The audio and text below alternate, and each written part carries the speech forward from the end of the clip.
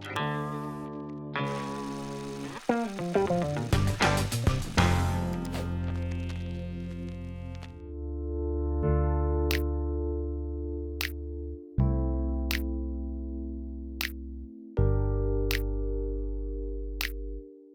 suis très heureuse pour cette première émission d'interview de toute la culture et de l'écart de recevoir Mélissa Schemam qui sort cette semaine un livre passionnant sur la scène indépendante de Bristol.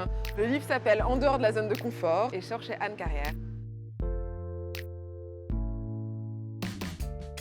Je pense qu'il y a eu plusieurs rencontres virtuelles et donc très rapidement Massive Attack a incarné pour moi cette rencontre entre les deux. Donc c'était au milieu des années 90 et au moment où on commençait à sortir les premiers clips vidéo de ce groupe qui était extrêmement créatif tout en étant beaucoup plus petit budget que d'autres grands groupes connus à l'époque. Et je suis allée pour la première fois à Bristol début 2015 avec déjà en tête l'idée d'écrire ce livre.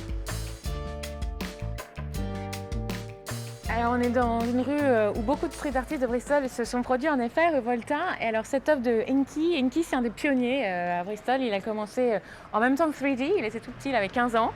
Et donc Inky à ce moment-là, il se faufile, tout comme Jeff Barrow, le leader de Portishead. Il voit cette expo et c'est le coup de foudre. Ils veulent tous soit faire du hip-hop, soit faire du graphe.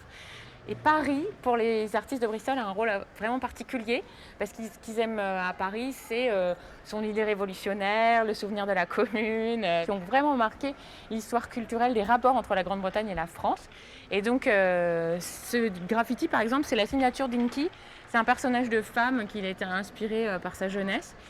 Et en même temps, il y a toujours un peu une note d'humour ou un rappel sur certains codes culturels. Donc ça, c'est fait à la main. C'est assez beau de le regarder travailler. Il y en a une autre dans Paris.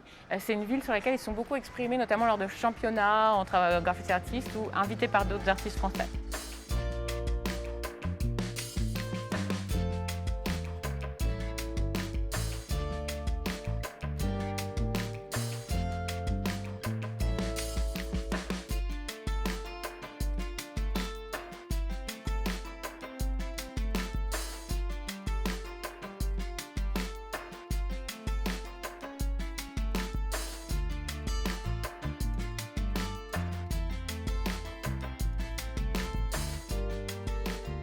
Oui, c'est devenu très flagrant avec Massive Attack qui, quand ils sortent leur deuxième album, Protection, le groupe change totalement de direction en travaillant avec Tracy Thorn, qui est la chanteuse de Everything But The Girl, qui du coup est un groupe très britannique, très londonien, et ça devient leur marque de fabrique en fait.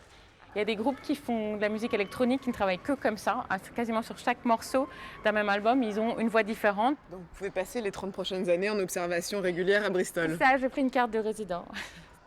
C'était Mélissa Schemam pour le Lundi au Soleil avec toute la culture et l'écart et qui nous parlait de sa somme absolument passionnante en dehors de la zone de confort qui sort chez Anne Carrière.